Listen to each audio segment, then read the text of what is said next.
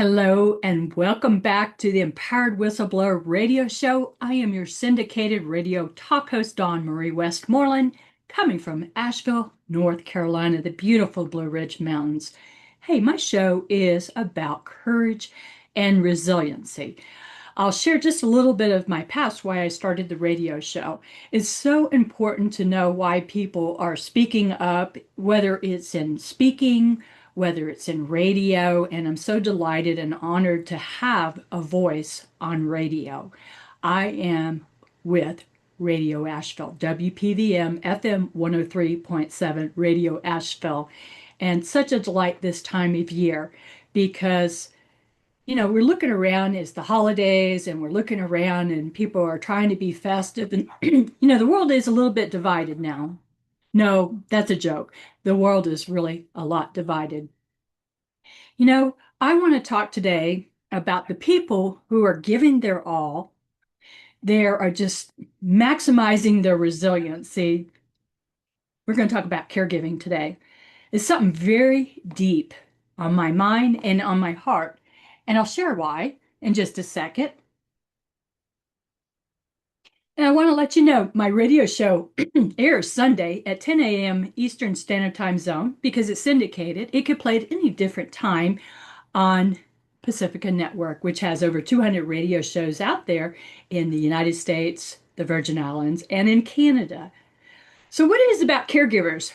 What does it have to do with resiliency? All right. I'm a direct, straight shooter. I'm retired from the Air Force, been retired over 20 years. I like to tell it like it is.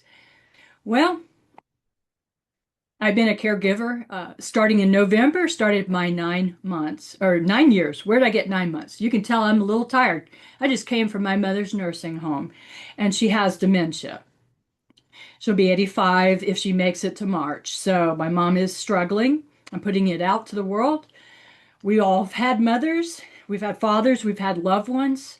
Have you ever been a caregiver and been stuck for years being the sole support for that person? Let me tell you, I had no idea, folks, because my mom's been in and out of hospitals, rehab. She's been now she's in a nursing home, and won't go into all her diagnosis. It doesn't matter. So my mom had breast cancer, metastatic breast cancer 8 years ago, and I started going back and forth to Florida. North Florida is an 8-hour drive every month, every single month. Okay. And that was to support my mom and support the family to help my mom who was dealing with cancer. And she made it, but it took a while. And so I went back and forth, I want to say about 6 years now. Yeah, 6.5 years. I started out once a month, and then it was every 2 or 3 months, and then I'd go down there, stay with my mom 10 days, 2 weeks, whatever I could do. And then I stretched it out as she got a little healthier to every 2 or 3 months. And then I would say the last 18, 17 months, I've been, my mom moved up here to Asheville, North Carolina, and unfortunately, is with age and bad health, she's declined. Okay. So those that are listening in, are you a caregiver? Not everybody is cut out to be a caregiver, okay? And one thing I do not want to make myself is a hero or shero. This is my mother. This is my mom who's been there through the hardest of times, and I would lay my life down for her. She's done everything for me. So I am there for her. And I'm really, really fortunate because right now, as of early September, my mom is in Asheville where I can get to her usually within 20 minutes if traffic's not so bad. Now, let me tell you, folks, anybody who knows anything about caregiving, if you're a single child, you may not have a brother, sister to rely on, and you wish that, they would step in, help you, whether it's financially, give you a break, give you some time off, just be there, supporting the loved one. But one thing that I've learned over years, not everybody has it in them, one, to give up of their time and their energy. Because, in my family, I have brothers and I have a half sister, and without pointing to any one of them, there's been times that I needed help, and it would have been nice to have financial help and nice to have some support or some respite. So it hasn't happened. We'll leave it at that. Won't go into details. It'd be nice, but it's not happening. Ironically, when I go to the nursing home, I also meet nurses that have had to be caregivers for their moms or their dads. And I'm learning too that their siblings didn't step up and they really needed help. So what's going on? Is it selfishness that the other siblings aren't stepping up? Is it that they don't have the right tools to cope with dealing with hardships? I don't know. It could be a mix of things. And I tell you what, it is so very easy to burn out. I know because for the last 18, 19 months, I've not had a day off for caregiving, except for if I was, really, really sick. And once I had COVID. So how do you get through it? How do you get through it? Even if you do have help from the family, I'm telling you, it is stressful and you have to have resiliency muscles. So I'm going to tell you my steps, but I'm going to jump ahead and tell you here's some things that I have gotten out of my experience of caregiving for my loved one, for my mother. There has been a lot of grace. I have learned so much about being patient with my mother and meeting her with where she's at that time. If you're familiar with dementia, it's a horrible disease. My grandmother on my mother's side had it. I suspect on my father's side, there was also a mental health decline, and it's prevalent right now. So how do you deal with it? How do you deal with, going to a nursing home, or maybe they're in rehab now, or maybe they're home? How do you deal with it? Well, the thing is that you have to stay grounded. That's step number one. And it's not easy. And I'm going to tell you up front because I've always, always will be transparent. You have to be balanced and grounded. And we're going to get into that, okay? When I say you have to be balanced, that means that, when I go into the nursing home, I'm going to give an example, okay? Or even in the hospital. My mother was at Mission Hospital on a respirator for 3 days at the hospital, and that's something else to walk in um, to ICU and see your mother on a respirator, unconscious because they're trying to save her life. And she did make it. And in fact, the doctors were surprised because her health had declined so much. And so it was just amazing. And then my mom went to a nursing home. Well, before I can get in my truck, because I'm a truck driving gal, before I get in my truck, I have to do several things. Okay. One, I have to be grounded. I cannot let myself go and get in that truck and be rattled and be a danger to myself or to my loved ones, right?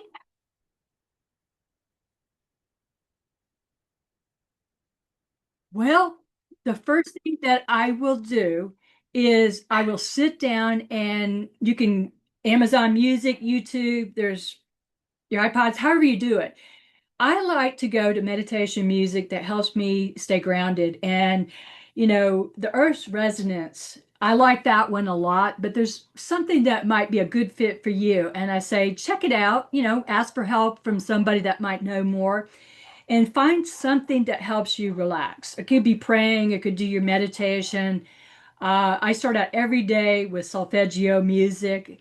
And solfeggio, I'm going to spell it S as in Sam, O-L. Feggio. I had to think about that a second, folks. Check it out, and you might find some kind of meditation music that just gets you relaxed in the right frame of mind. And then the second thing, and I've just had to hear it again from one of the nurses at the nursing place, nursing facility, is, what you eat is who you are. And if you're taking shortcuts, and I'd be telling you lies if times I didn't grab chicken noodle soup can and heat it up and run. Well, you can't do that all the time. You have to be mindful of the food that you're eating. Be mindful of your health. I mean, I've increased my supplements and I'm not giving medical advice. Please seek medical care from a professional. I'm just sharing with you what's working for me.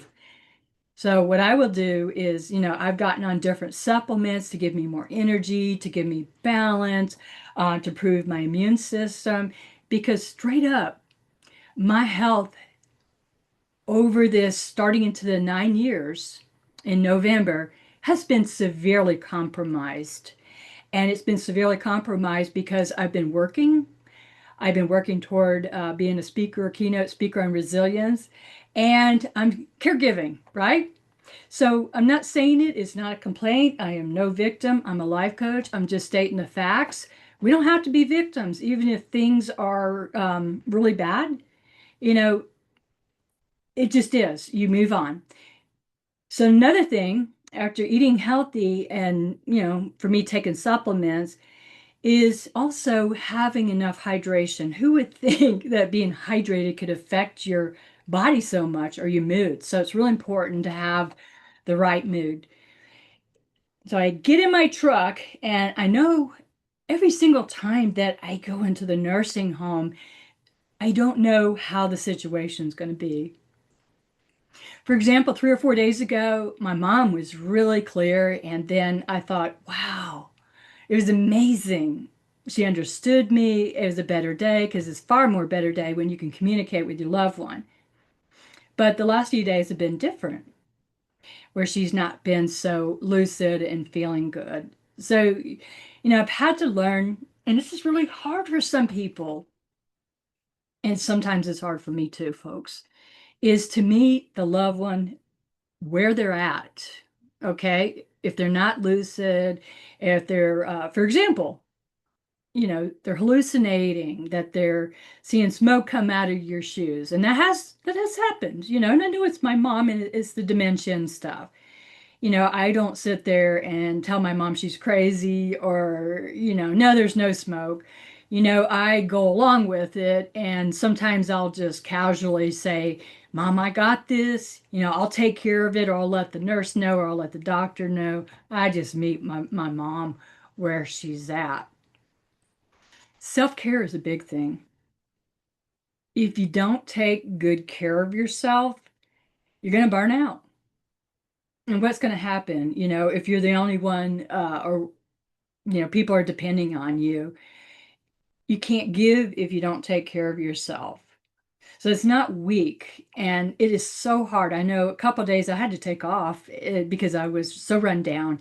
In fact, I even got checked out at urgent care because I thought, oh heavens, I hope I'm not getting a bug. So it's hard because you don't want to feel guilty because you want to spend all the time you can with your loved one and you want to support them, you know, as I say, almost to the finish line before they leave this earth. And I don't say that lightly. I'm just saying, you want to support them all the way to the end of their life.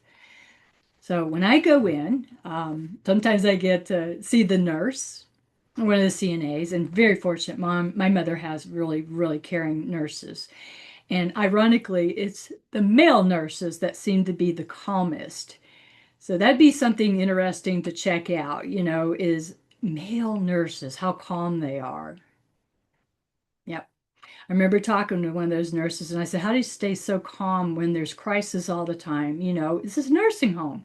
You're trying to keep people who might have dementia from getting out of their wheelchair or falling out of the bed. One thing I had learned recently from the nursing station is in North Carolina, and remember, I'm in Asheville, North Carolina, there's laws now where nursing homes and probably other hospitals and facilities cannot tie you down or, strap you in to keep you from falling out. They have the responsibility of looking after your loved one. But the facts are this: nobody can be with a loved one 24/7 if they're trying to feed other people, change them, check on emergencies, answer to their supervisors and such. And unfortunately, people can get hurt, but it's not necessarily because somebody's, you know, not being negligent. It's just you can't be everywhere at once. Now, I don't know. I have mixed feelings about somebody being, tied up to their chair or any kind of thing to restrict them because, I don't want to see my mom fall out of a wheelchair. Could she? All it takes is them leaning forward. Maybe they're trying to tie their shoestring or they're trying to get a string off of their pant because they get obsessed with, all kinds of neat things and interesting things. So there's always that. And when you're home, you're always wondering, how's your loved one? Are they okay? Are they being supervised? When they're eating, maybe they're on an order where they cannot be left alone. Now, I'll give you an example. With dementia, I didn't know this. I'm learning as I go. With dementia, sometimes they forget, advanced people I've learned that to swallow. And so they could choke to death very easily. And with my mom, I've watched her be able to master eating. And then the very next day, I've seen where, she couldn't even swallow food, and I've had to, get a nurse, and I've had extremely, very fortunate professional care at the facility where my mother is. And that's not always the case with some facilities, and I'm not trying to judge them. Mom's been in rehab before, and she's been assisted living, and some are better than others. Now, let's talk about the finance part, okay? Where my mom is, the cost is over $11,000 a month. It's $368 a day in a skilled nursing home. It may be cheaper somewhere else, and it may be more. And this is to share a room with another person, okay? With a little curtain between you two. And it's a really tiny room. I know when my mother's in a wheelchair. Yeah, I like to get her and get her oxygen all situated, and we'll go down to what I call the puzzle room and meet other ladies I've become friends with. So there's also grace with all of this. I met some wonderful nurses, PAs. I haven't met the doctor yet, but I've met incredible CNAs that have been so sweet, and they've teased mom to make her laugh, and that is so fulfilling, and it makes my heart full. Okay. Now, one thing about finances. Wow. Okay. Let me tell you here in North Carolina, and you may be somewhere else, or you may be overseas in a whole different situation. For us in North Carolina, it's long-term Medicaid, and it has nothing, folks, to do with how much money you make. It has nothing. Okay. I'm retired Air Force. I go to the VA for everything, and I have had to learn everything about insurance on the private side. And I'm like, wow. Okay. So what happens is you basically turn over all of your loved one's income except for 70 bucks. That's where our state says that you get to keep 70 whole bucks. Okay.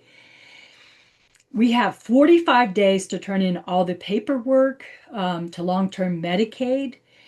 And then they look through all the documents. One thing I've learned too is this is government. They can find anything. I did not even know my mom, she'd never mentioned it over the years, ever.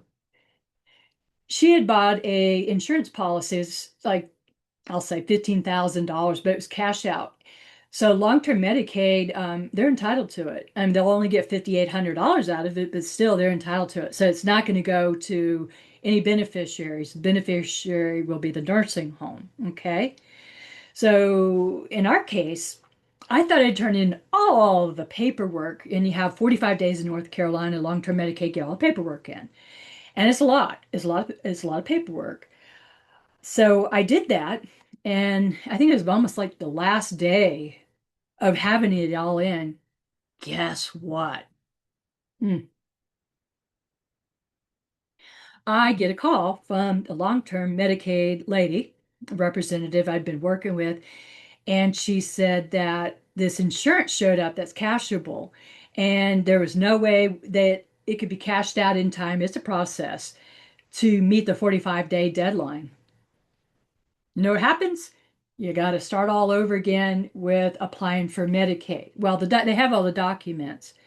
So you'll get a letter. What I say, I'm not giving legal advice or clerical advice. I got a letter saying, mom didn't meet long-term Medicaid. It couldn't go back retroactive. And I'm like, holy cow, I had no idea about this insurance thing. And you may also be in a situation like that. How would I have known?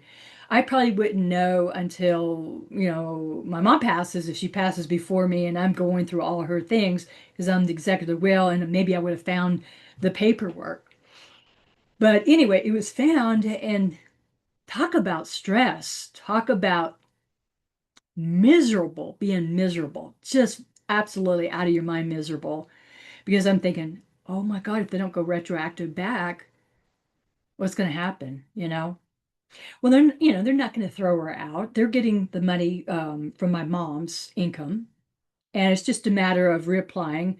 And then I learned that there's a program that I've never heard of, is unmet medical needs in North Carolina. Never heard of it. So I find out from the business office that that almost always gets approved. And I was told by a very competent professional in the finance office, please don't stress that almost always unmet needs for medical jumps in and takes care of the rest. I pray, because we're not there yet. We are still waiting for the money to be sent to us to cash out from the insurance, life insurance. And they were told us that it would be here last week, but it's not. So it's dragged out longer than you ever can imagine. One thing that I have learned is, Medicaid goes back 5 years. And they also, looked at my mom's house, which was deeded as a trust to the children 6 years ago, which, I was informed meant that it could not be touched. And that's a blessing. And I don't give out legal advice. I'm an HR person, I'm a life coach, I speak, write books, but I don't give legal advice. It's against the law. Get an attorney, get somebody, a professional attorney that can help you with that. So that's a blessing because, my mom's getting the medical needs, her medical needs met. She's in a nursing home. I feel she's, pretty safe and secure. And that gives me great peace of mind. Okay. And that's a mistake that a lot of people make. And it's not a judgment. I'm just trying to share things that I've learned to help other people out there, caregivers, to be more resilient. Is, we all know we're going to die. And I know it's hard to plan for the future when you're going to die. And some people don't want to talk about wills and have their affairs in order. Me being an HR person, my goodness, in January be 33 years. I'm starting HR consulting. Unreal. The one advice I can give any caregiver with an elderly loved one, or they may not be elderly, they could be young. I keep forgetting that, in the nursing homes, there's people in their 40s and 50s with severe medical issues that would put them in a nursing home. But if anything is important is having all your affairs in order. What if we didn't have that house? My mom wanted us to have that house, all four of us children, me being the oldest. She wanted to give a part of herself as a gift, a legacy, and so we have that. And I'm not trying to say try to screw Medicare over, long-term Medicare, Medicaid, or it's not Medicare, Medicaid, excuse me. It's just, you're entitled by law, to do what I did. What we did is have an attorney do the trust, the deed, and that was 6 years ago. So what a relief that we have that and it's not taken away from us. I know a couple years ago that happened to my neighbor who's were in their 80s, and it can get real expensive. Like I said, $368 a day for skilled nursing in a semi-private room, which just means you're sharing two beds with a curtain between you. Amazing, huh? Okay. Now, I'd like to wrap up with this, okay? It is so easy. It is so easy to be mad at your siblings or people in the family that could have stepped up and given you a hand. They could have given you some respite. Maybe they had some money that they could have helped you with so that you weren't taking all, spending money out of your pocket. I know I spent money out of my pocket. I, for one, living in North Asheville, we call it Woodfin. That's the technical name. I am on the side of a hill. It's not steep, but it's on the side of a hill, and I had to spend $4,000 to have a gravel driveway graded and stuff. $4,000, amazing, huh? And I had to have that because I have a scooter lift and my mother's scooter, and that was the only way that I could get her into my property, into my yard, so she could get in the house. So, nursing home, we're talking about high costs, keeping it together. Mm. Now, I'm going to tell you some ugly. There have been times I've cried so hard and I wanted to throw something because I felt like a victim for a little bit and then I had to let it go because I know better. I know how to reframe, get out of it. But I'm not one who's going to suggest being stoic all the time and stuffing it because I did that 20 years in the Air Force. I stuffed it down my throat. I just held it all inside. 1 year after I was out of the Air Force, that's when I got Graves' disease. And if you never heard of it, it's a horrible autoimmune disorder where your thyroid is hyper. I mean, it's like you're on crack or something. I've never been on crack. That's what they describe it. I mean, everything is very, very fast, and you can die from it if you're not washed and medicated. So 19 years of having Graves' disease.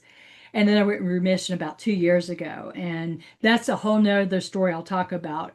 How I went in remission, I believe, was letting go of anger and letting go of the past. When I say forgiving people, I don't mean forgiving them. I mean their behavior, but letting go of it so you can move forward. Now, until my mom passes, if she goes before me, I could go before her. Anybody could go. We still, we still have some time. I don't know how much time. I'm gonna enjoy it. I'm gonna enjoy it the best that I can, wherever she's at. And the focus, if you focus on your anger of bad behavior, toxic behavior of people who didn't help you. It's not if they can't help you. It's one thing if they cannot help you. Okay. If they absolutely can't because they're physical, whatever. It's another thing when they can and they just let you take it on. Now, I like to think of myself as strong. I am called that. And listener, my dear listeners, you're probably very strong and probably more capable and stronger than you ever knew. But let me know from my heart to yours that every day that we get to choose to be empowered or disempowered, every day I choose to be empowered, taking care of myself, self-care, setting boundaries. Boundaries, let me give a good example. Family loved ones want to know how my mom's doing, our mom. You know what I do? Tell them, call the charge nurse. Is it being mean? I don't think so. They're not giving me money to help out, and they're not helping out. Okay? So I tell them, I love you guys, but I'm going to give you some space. Call the charge nurse. You can get all your answers there. And they don't like it. It's just too bad. You have to have boundaries. And your boundaries may be different. You may be okay for a long time. I would give updates. And then I got tired of it when I never got help or any financial help when I needed it. So my show is not about griping and complaining. I'm sharing some of, my heartaches and hardships, but I'm also giving you tips so that you can stay strong, resilient, because, we're only here so long. And none of us need to be miserable. Life is not short to me. Life is long if you're not happy. So stay empowered. I'm Dawn Westmoreland, your syndicated talk host. I'll see you next time. Always, always, always stay empowered. And I'll see you soon.